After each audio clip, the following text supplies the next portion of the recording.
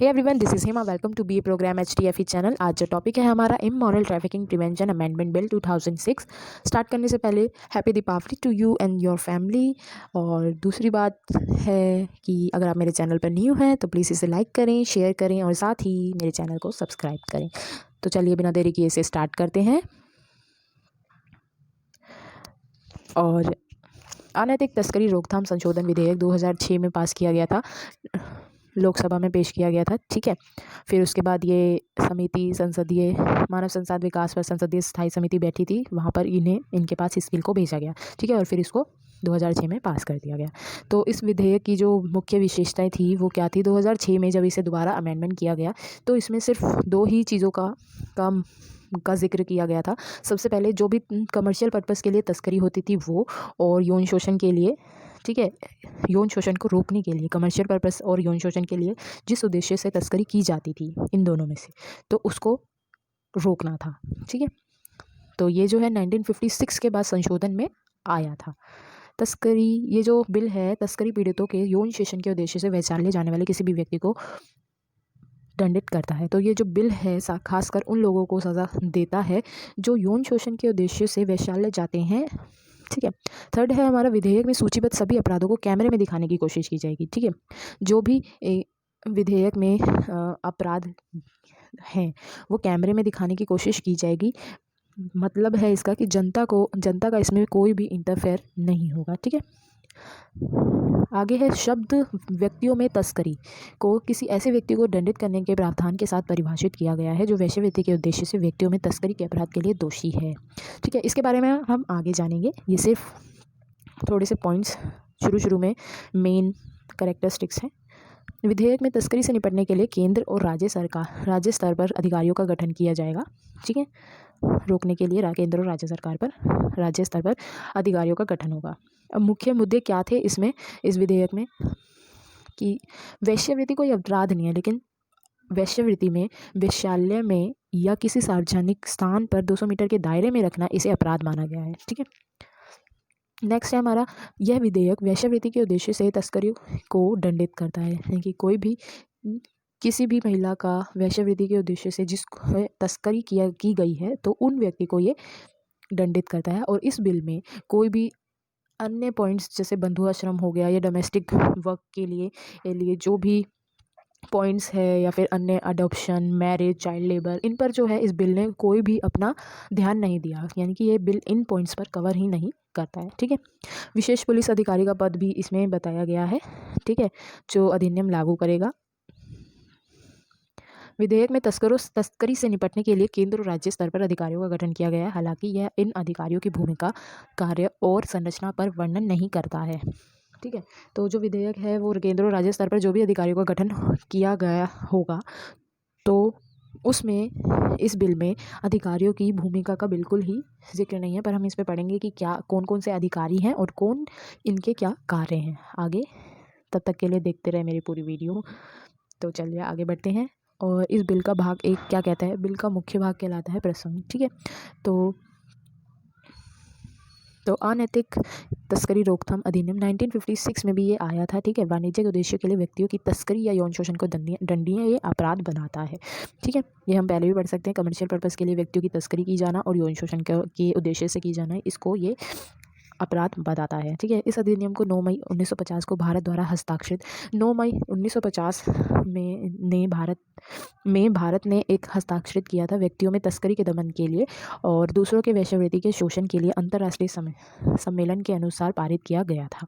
ठीक है, हालांकि इस अधिनियम को दो बार संशोधन किया गया था। पहला 1978 में और दूसरा 1986 में। ठीक है, व्यावसायिक उद्देश्यों के लिए तस्करी या यौन शोषण के लिए एक प्रभावी निवारक साबित ये नहीं हुआ है। अनैतिक तस्करी रोकथाम संशोधन विधेयक 2000 का जो उद्देश्य था वो था तस्करों को दंडित करना और साथ ही साथ उन अपराधियों को कड़ी से कड़ी सज़ा भी देना। ठीक है, इसकी जो है प्रमुख विशेषताएं भी हैं। 5 मुख्य विशेषताएं बताई गई हैं। सबसे पहले ये ग्राहकों के लिए आग्रह करने वाले वेश्याओं के अभियोजन से संबंधित प्रावधानों को हटाता है। ठीक है, उन प्रावधानों को हटाता है जो ग्राहकों द्वारा आग्रह किए जाते हैं। ठीक है, दूसरा है ग्राहकों के अभियोजन के लिए प्रदान करता है। ग्राहकों के अभियोजन रिक्वायर्ड के लिए ये प्रदान करता है। तीसरा है, ये शब्द व्यक्तियों में तस्करी को परिभाषित करता है और दंड का प्रावधान भी करता है।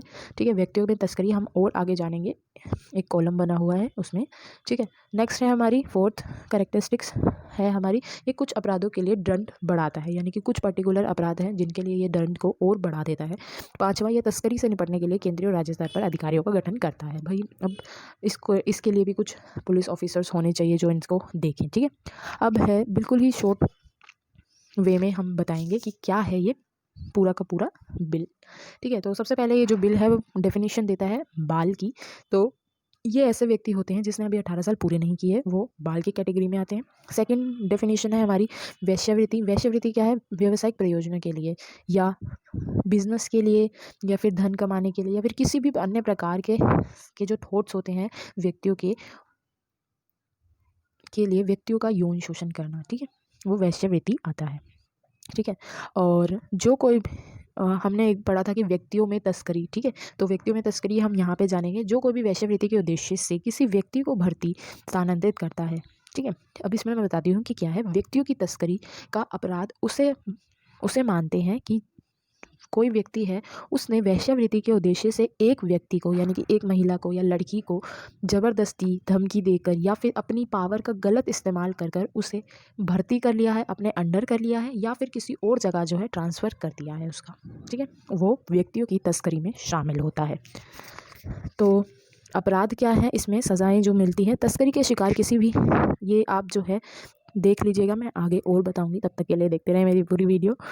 ठीक है, अब इन कैमरा ट्रायल जो था, बिल के तहत सभी अपराधों को कैमरे में डालने की कोशिश की जाएगी। कैमरे में तो दिखाई देंगे पर जनता का इसमें कोई इंटरफेयर नहीं होगा, जनता इसमें कोई पार्ट नहीं लेगी। ठीक है, प्रवर्तन क्या है? एनफोर्समेंट, एक विशेष पुलिस अधिकारी का जो है नियुक्त किया जाएगा। ठीक है, अब राइट्स क्या है इस बिल में? केंद्र और राज्य सरकार के, तो वो है तस्करी से निपटने के लिए ये अधिकारियों की स्थापना कर सकती है। और काले धन जो भी जिस व्यक्ति ने धन कमाने के लिए एक लड़की को बेचा है, तो वो उस धन को काले धन को वैध बनाता है। मनी लॉन्ड्रिंग एक्ट के तहत व्यक्तियों की तस्करी में इसे शामिल किया गया है। ठीक है, नेक्स्ट है हमारा, अब इस बिल को पूरे अच्छे तरीके से जानते हैं।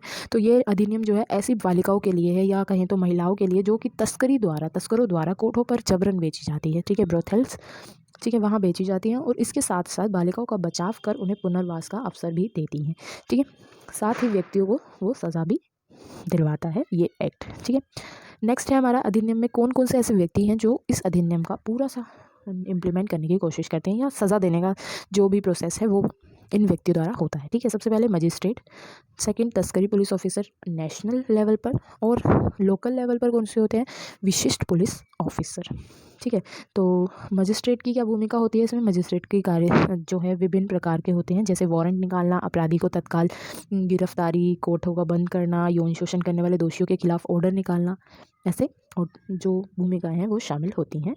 तस्करी पुलिस ऑफिसर की क्या भूमिका है कि वो जो है जब रेड छापा मारती है, पूरी पीड़ितों को बचाती है और उन्हें पुनर्वास करने में भी योगदान करती है। यानी कि लड़कियों को पुनर्वास के लिए ऐसी जगह पे भेजे जाते हैं, जैसे महिला सेंटर्स सुने होंगे ना आपने, तो वहाँ लड़कियों को पूरी तरह से केयर, उनकी ट्रीटमेंट सब कुछ होता है, यहाँ तक कि उन्हें काउंसलिंग भी दी जाती है।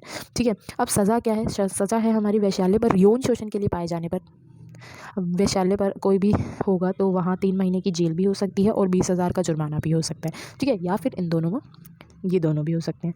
और एक बार पाए जाने तो 3 महीने की जेल और 20,000 की जुर्माना। अगर वही व्यक्ति दूसरी बार पकड़ा गया तो 6 महीने की जेल, 50,000 का जुर्माना, या फिर दोनों हो सकता है। ठीक है, पहली बार वैश्यालय को चलाने के दोष में 3 साल की सज़ा हो सकती है, 10,000 का जुर्माना हो सकता है, या फिर दोनों हो सकते हैं। अगर वही व्यक्ति दूसरी बार चलाए वैश्यालय तो 3 से 7 साल की जेल हो सकती है, और सॉरी यहाँ 20,000 आना है, 20,000 का जुर्माना, या फिर दोनों। ठीक है, तो और पहली बार तस्करों को 7 साल की सज़ा हो सकती है, और बाद में पाया गया तो उम्र कैद हो सकता है। यदि कोई बच्चे को वेश्यावृत्ति के लिए खरीदता है तो 7 साल की जेल से लेकर उम्र कैद तक की सज़ा हो सकती है। अगर आपको मेरी वीडियो अच्छी लगी हो तो प्लीज़ लाइक करें, शेयर करें, और साथ ही साथ मेरे चैनल को सब्सक्राइब भी करें। ध्यान रहे वो टिंगी पिंगी बेल भी दबाना ना भूलें। Thank you.